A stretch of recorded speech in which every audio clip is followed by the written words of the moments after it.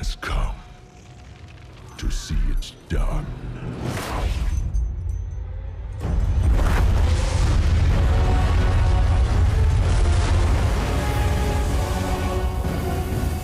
Burn it to ash. Welcome to Lordaeron The Foremath tutorial. Today we're looking at the Burning Legion. As always, we'll start with your units, what units you start with the game, and then we'll look at the ones you can get via upgrades later on. So first off, which is the Infernal, which you actually cannot train, but you do start with a couple of them, so we might as well go through them. They have 3,400 health, resistant skin, and permanent immolation, which deals 10 damage per second to nearby enemy units. Really strong front line, should absolutely be in use whenever you can get these. Now all of your demon units have summoned armor, which reduces, or not reduces actually, increases the damage you take from magic damage. So magic users are kind of a threat to you, or at least a little bit. It's not too big of a deal, but a little bit. Next off is your elite, which does not have summoned armor, has mirror image, feedback, another tear, creates a tear in the fabric of the world, allowing a magical energy to rip through and deal damage to nearby enemy units. Transfer mana, which can be used to absorb mana from a target or give mana to an allied target. Then you also have Farsight and the Astral Walk, which allows you to teleport anywhere on the map, which you already have discovered. Next off is the Succubus, which has Entrophic pain. Sorry, I read that wrong. Painfully cripples a target enemy unit, slowing movement and attack speed. Lasts 50 seconds. Really handful. Beam of neutralization, which is a chain dispel. Life drain and unsummon, which most of your demon or weaker demon units have, and it just removes it in case you have too many units or something. Next up is the Eridar Sorceress, which has Kill Jaden's Gift, which restores 30 hit points to a unit, Fell Parasite, Mana Shield, and the Portal, which allows you to summon more reinforcements nearby. Next up is the Fell Beast, which only has feedback. It's pretty quickly and has actually decent amount of health and damage, so not too terrible, but compared to some other units, they're not that good. Voidwalkers, your ranged unit, which has feedback and abolishes magic. They do not have piercing damage. That is... no. It's those, I think, yeah. 700 health, so all in all, a really nice unit to just spam a bit of. Infernal War Machine, your siege unit this game, or for this race. 950 health, siege damage, and the Warlock Fire, which drenches the catapult's ammo in demonic Warlock Fire, causing them to saturate the ground and burn enemies. They also have Upgrade to Fell Reavers, which we'll get into later on. Then you do have the Nether Hatchlings, which is your flying unit for the early game. Phase shift, magic damage, and piercing damage, 700 health. So all in all, just some okay units. I mean, your elites and infernals are probably going to be one of the better ones, and the Infernal War Machine. Now we're going to look at heroes you have in the game. So you have a total of 4 Dreadlords which you can obtain. You can only have 2 at a time. And then there is Kazakh and Archimonde. So Mal'Ganis has the Skull of Man'ari, which summons a Eridar Sorcerer, or Deceiver. It said that, yeah, Eridar Sorceress. We've already gone through what they are. Mal'Ganis has Dark Conversion as an extra ability, which allows him to transform humanoid targets into zombies at a really short cooldown, but it costs a little bit of mana when you used it a lot. So, but this requires the Purging of Stratholme event to start, and how you do that? You need Scourge to start the Plague, and then you just bring Mal'Ganis to Stratholme, and then the Purging will automatically begin. Then you have Astral Walk, which is already gone through what does. You have Carrion Swarm, Howl of Terror, Vampiric Aura, and Soul Barrier. Caster surrounds himself with a barrier that absorbs any damage he would take and converts it into HP. Also increases hero's movement and attack speed by 30%. So, all in all, you do want to go for the Carrion Swarm and mostly the Vampiric Aura. Maybe a 1 or 2 into Howl of Terror, mostly, but nothing more at all. Next off is Tychondrus, which is more of your main hero early game. He has the Skull of Gul'dan, which gives the wearer in 20 intelligence and gives the ability Demon Fire, which is a powerful rain of fire. The skull is droppable, so be careful with it. Tychondrius can summon a Burning Legion if he has the Sunwell or is level 10. I think actually that requires him to be level 10 as well. Astral Walk. Then you have Finger of Death, Dread Claws, which is cleaving attack, Unholy Aura, and Doom. And you do want to go in for the Finger of Death and Unholy Aura. Finger of Death, mostly to start destroying important enemy buildings or dangerous towers, which you need to deal with for the rest of the army. Unholy Aura for the movement speed and the extra life regeneration. Now, the only other way to obtain the 2 other Dreadlords is if Tychondrius and Mal'Ganis dies, so we are going to be forcing them to kill them off. Meanwhile, we do that, we're going to look at Archimonde the Defiler, which is kind of like a hero building. But we want to go through what he is as a building before we see his summoned form. So, Archimonde can offer the mission to destroy the Lich King, and this requires the Scourge Rebellion and Lordaeron to happen. You have the Demonic Skull Swarm ability, Wrath of Archimonde, Reign of Chaos, and then you get into more of your more interesting abilities, which you're going to be using a lot more. So you have Return to Your Master, which calls back 10 friendly demonic units to Archimonde. This is a lifesaver in many cases. Then you have Send Eyes of Archimonde, which basically summons a shade wherever you click. And that shade is invincible and can go around and scout for you. Master's Favor, then we got both of our heroes. Targets a friendly hero. It could be any of on your team's heroes. And 370 hit points will be restored over 11 seconds. While 5 lesser demonic units are summoned around him. And the demons are permanent, so keep that in mind. Then, the second most important ability, or probably the most important one actually, is Bestow Power, and you basically give a level to any target you click on, but it will deal 500 damage to them. So that's the only downside, but I mean that's a price to pay for 1 level. And talking about leveling, you do want to use this on either Rem Blackhand or Grandmaster Warpil. And the reason for that is Rem Blackhand can get Nefarian at level 15 if Blackrock Spire is alive, and getting that before Archimonde can be pretty handy and helping Ren grow to that level even faster. If Blackrock Spire falls or you decide to go for Warpil, then you might get a Burning Legion summoning early on, because at level 15 Grandmaster Warpil can summon the Burning Legion at the cost of his own life. Basically, if he completes the summoning, the hero will be removed permanently from the game, which we are going to be doing right now to look at Archimonde in his normal form. But in the meantime, we will look at Balnazzar and Deathrock. So, Balnazzar spawns if Tychondrius dies, and if Mal'Ganis dies, then Deathrock will spawn. Balnazzar has the Shadow Orb, which increases the attack damage of the wielder by 5 and armor by 2. He as well can summon the Legion from the Sunwell, has Astral Walk. Then we get into abilities. So Life Drain, Wise Counsel, Nathrezim Rift, which tears a rift into the Nether, allowing Void Walkers to periodically spawn through into the corporal world. And last but not least, you have Reign of Chaos. So I think mostly you do want to try and go for Wise Counsel and the Nathrezim Rift. Maybe Life Drain can also be handy as well to have a skill, or at least a 2 into. I don't usually get Balnazzar that often because I try not to lose Tychondrius, because he is good. He's not bad. He's really handy to have. Second is Deathrock, which will have the Skull of Manari, as Mal'Ganis did have.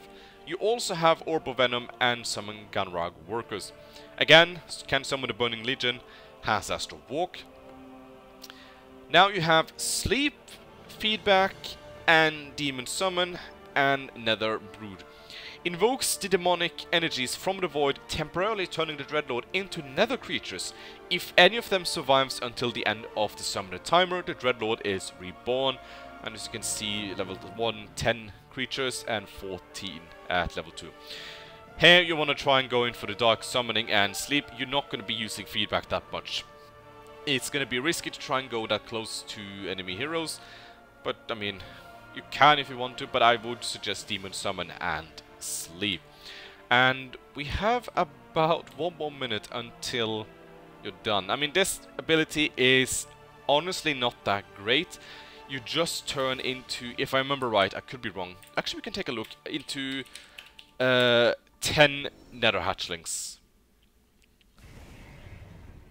Yeah, or actually you have 1 Nether Drake too. Wow, okay.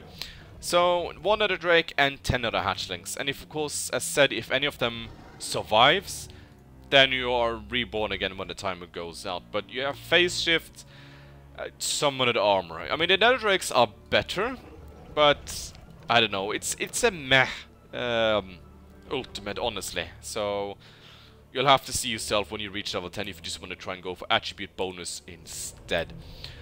There we go. Reborn again.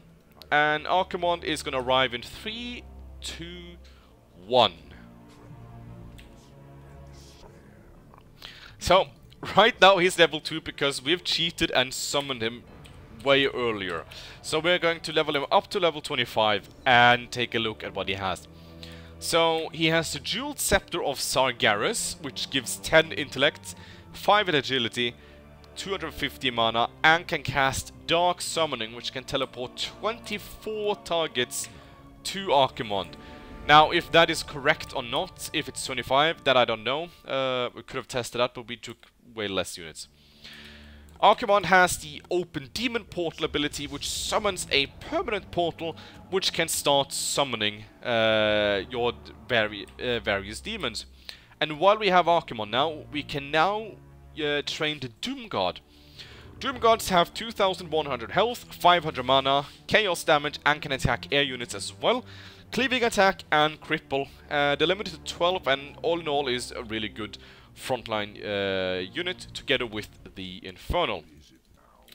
You also have the Wrath of Archimonde, but it does require Demonic Supremacy and Legion Master Gateway upgrade. But at this, if you have Summon and Archimonde, you probably have those, which is a Chain Lightning. Right, so you have Demonic Rune, which summons a Demonic Rune that increases attack speed of nearby allied units and decreases the armor of enemy units. Then you have Nether Strike, which is Flame Strike. Fissures, which causes small volcanic fissures to open up at the targeted location.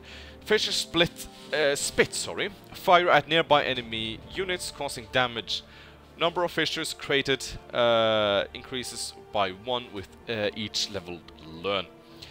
Reality Tear creates a multiple tears in the fabric of the world, allowing magical energy to rip through and deal damage to nearby enemy units. If a tear attacks 3 times, it will divide into 2 tears. Lasts 20 seconds.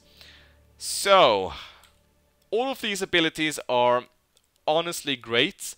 You do want the Demonic Rune for the support of the army, Nether Strike for the AoE as well, Fissures for the AoE. You have 2 AoE spells, and the goddamn Reality Tear, which is probably insane. We can actually just look at these really quickly here, so you can already see the damage and such. And then, of course, you do have the Nether Strike, which is Flame Strike, basically. The Fissures that spawn, you have 4 of them, which have Lava Spew, fires multiple bolts of molten lava, and has siege damage as well, but does have summoned armor. And then, of course, you do have the Reality Tear, which temporarily will also weaken Archimonde. So keep that in mind. If you use this, Archimonde is weakened. He is slower and has less stats. But the Reality Tears are very strong. Just so strong. And then when people start to split them up, it gets even worse. I know, it's not long, but it's a small amount of time you are weakened. So that is Archimonde, and I think it's time we actually move over to your special upgrades and what they have to offer for you. So you can find all of them at the Legion Shrine. The first one we're going to be looking at is Dreadlord Mastery. Unlocks Dreadlord's Mirror Image ability and increases hit points by 250, and also increases HP of all Dreadlord heroes. Then you have the Demonic Supremacy, which unlocks Infernal War Machines and Demoness's unit type. Enables Eridar Sorceress' Mana Shield ability. It doesn't say it here for some reason, but you also unlock your Infernals. Now, let's see, just to get all of them so we can continue on. There we go. So we can also unlock these as well. So, Portal Mastery. The Legion are masters of cross-dimensional travel. Allows you to open the gates of Mardum to launch attacks on Azeroth, which is these portals here, portal to Northrend and Alterac. Also unlocks the Eridar Sorcerer's Portal spell and Archimonde's Return to Master spell, so this is a pretty important one. We also just researched the Demonic Supremacy, which gives us the Demonesses. So, Demonesses has Charm, and Fell Cloud casts on enemy buildings, mechanical siege units and ships. Stops all ranged attacks within the area of effect. Is flying, 800 health, magic damage and summoned armor. And we forgot to look at the Nether Drake while we had Archimonde. Which is, if you don't get it, you get them by getting Archimonde. So 1900 health, magic damage, piercing damage and Devour Magic. Really, really powerful drakes. But of course the summoned armor is of course a bad thing. Next off is the Gunrug Fell Engineering. This requires Demonic Supremacy and the Scourge Rebellion. Unlocks powerful Gunrug inventions, enables the Infernal War Machines to be upgraded into Fell Reavers, and also unlocks Fell Turrets and grants 300 HP to Infernals. So I am not... Well, actually I might as well do that as well. We can count this as an upgrade. Betray Scourge. The Lich King has been planning to rebel against his demon masters for years. If you betray him first, this will cause a civil war between the undead factions of the Scourge and those still loyal to the Legion.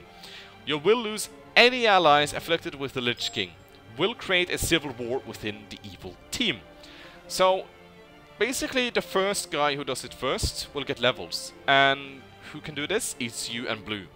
So, if I do it first, whoops, then I think it's Balnazzar. I think, yeah, Balnazzar and Deathrock will get levels. Command Scourge. So there we go. The Civil War has been started. Yeah, and now I lost control over all of my allies because of the forces realigned. Yeah, and there we go. And I should... Well, Deathrock is full level already, and we did it first, but I don't think... Well, oh, there we go. Yeah. Kazak's now available for summon. You have triggered the Scourge Rebellion first. Bonus 1 level to all active heroes. So if I had more, I would gotten levels on them too. But Deathrock is already max level, and Archimonde too. So we're going to summon Doomlord Kazak. Actually, wait, we're going to look at the Gunrug Engineering first. So we're going to summon, or research this. And Infernals have gotten 300 more health. And from the Infernal War Machines, we can upgrade into Fell Reavers.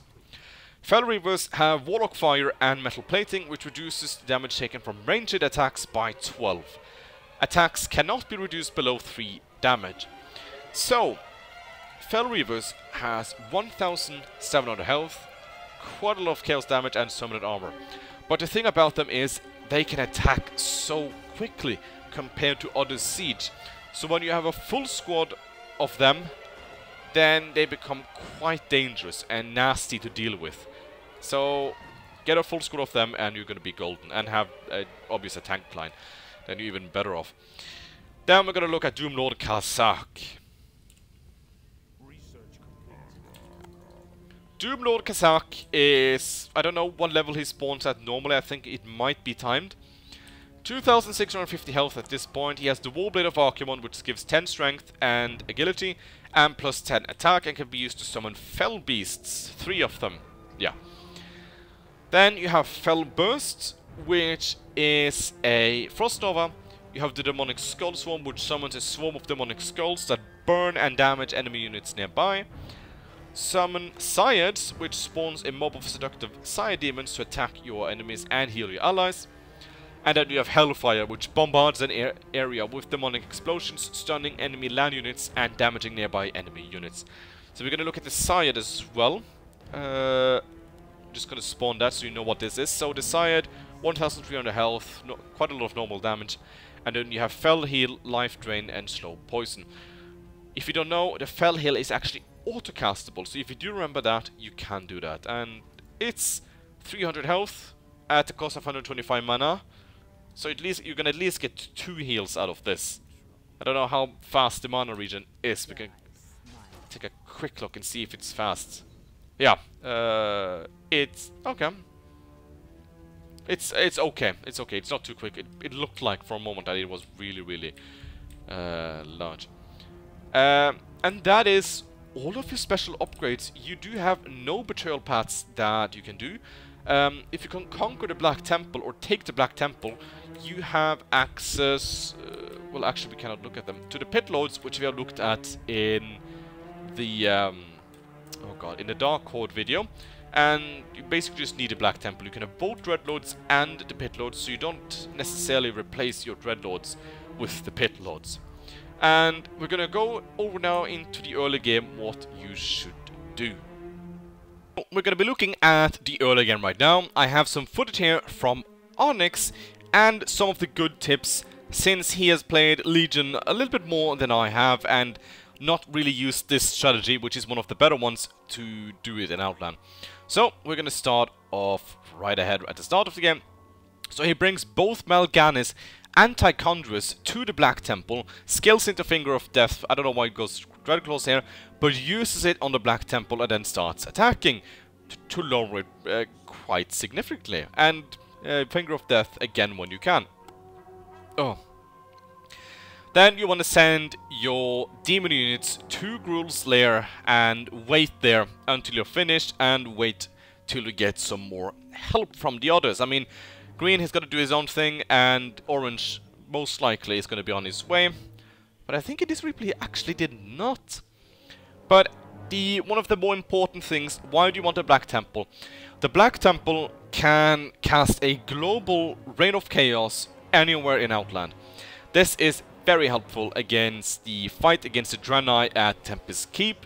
You summon 4 free Infernals at the cost of just controlling the Black Temple. But you're also going to need the Demonic Supremacy upgrade as soon as you can get it. And the cost of that is 300 gold. So by the looks of this, he is going to need one more income or just some gold from the others. Now, the thingy with the Infernals, we actually might see this in the replay here, is if Light Blue is not nearby Muru, like he was not now, then you want to attack or use the Reign of Chaos and aim Muru down, because otherwise he might not be able to, or not even discover that you have done it. Onyx is now sending his Dreadlords up to Gruul's Mountain to reunite with his forces after conquering the Black Temple, as well as spawning some acolytes to start lumber operations in Outland. But I do think he might want to wait here to get the Demonic Supremacy upgrade first. Yeah, that is exactly what's going to happen. He's going to get enough gold here now in 3, 2, 1. Yep, there we go. Yeah, we just have to wait, or we can just skip as well. But I do want to see him do it. But here we see a case as well where OJ does not support. So sometimes OJ might support, and sometimes not. But yeah, he started researching Demonic Supremacy. So I'm not sure yet. Yeah, you might need him, you might not, depending on the player. But OJ. No, OJ, what am I saying? Green is gonna come here and help. So, you do, as we said, we start with 2 Infernals, which is pretty good. They're gonna help you definitely here. And Silverhand players, it's different how strong they are, how good they are in Outland. Some spam units here, some decide to focus more on the units or other things in Lordaeron instead. But in most cases, I think we see that people focus here. So he's actually going out to face him here. Oh boy, he's going to need Green's help to push. So we're going to skip a little bit ahead. Oh no, okay, actually it was perfect. So he's raining down the Infernals while he's distracted and begins to aim. Now, if he doesn't discover this in time, then he wins, the mission is over. If not, then the Divine Shield is up. Oh. And full health again. That was weird, actually. It's an ability I don't remember here. But anyways, you do want to try and do that when he's away. If not, then you just wait for your allies to come, and then you use the Rain of Infernals when you go in and attack together with your allies. Now, there's some other things you should be doing at the same time you're attacking in here, which we will get into in a minute, I think, as they are growing, or getting closer and closer. Let's see, maybe we can skip a little bit. Shouldn't hurt. Yeah, I think here is pretty good. So these two are going to go up against him. So Onyx is going to be using his Dreadlords to start siphoning the mana out of Muru. And this is excellent, because if he doesn't have any mana, he won't be able to use his abilities. And of course, if Green silences, then of course he's still not able to use his abilities. But you at least guarantee it that Light Blue is not able to use this. You also want to be using Tychondrius' Demon Rain? Or Demon Fire, oh god, I forgot the name. On the backline of the oh god, of the enemy units. I can't speak today, I'm sorry. Finger of Death as well on the production buildings, which looks like the mana generators. They are the only buildings he can get units from. If both of them are gone, then he cannot build any more of them.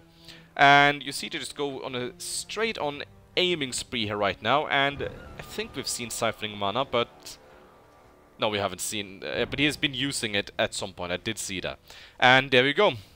The mission has failed. You can't really do too much against that. And Legion now gets Tempest Keep as his base and gets a Demi and the whole thing. So Outland has now been won. And is there anything else I want to say for Legion?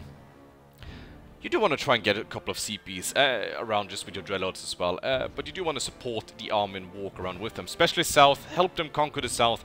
Getting that can be quite important for the Burning Legion team.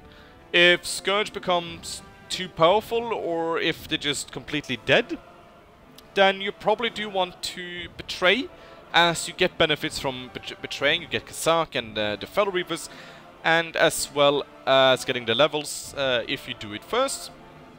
So, yeah, I think that's pretty much it. I hope I explained it good enough. This was not my replays, I was unsure how to do it.